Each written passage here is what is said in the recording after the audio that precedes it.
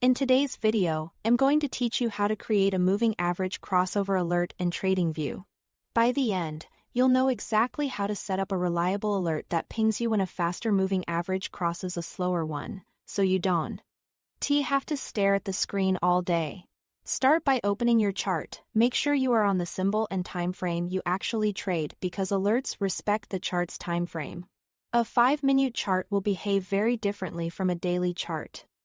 And your alert should match your strategy. Next, click Indicators at the top of the chart. Search for Moving Average and add it twice. So you have two separate lines. These will become your faster and slower moving averages. The faster one uses a shorter length, reacting more quickly to price changes. And the slower one uses a longer length, smoothing things out. For example, many traders pair something like a 9 or 20 with a 50 or 200. You can adjust the length and color in the settings so it's easy to tell them apart at a glance. Now open the Alerts panel. You can do this by clicking the Alerts icon, the little alarm clock on the right toolbar. Alternatively, click the three dots next to the moving average name in your chart's legend and select Add Alert. Both paths take you to the same place. In the Alert configuration window, set the condition to your faster moving average. That tells Tradingview which line to watch for a crossover event.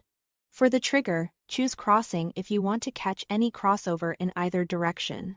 Crossing up if you want a bullish signal where the fast line moves above the slow line, or crossing down if you want a bearish signal where it moves below. Then, for the value, select your slower moving average. This completes the classic crossover condition, fast versus slow. Under frequency, choose once per bar close. This is important.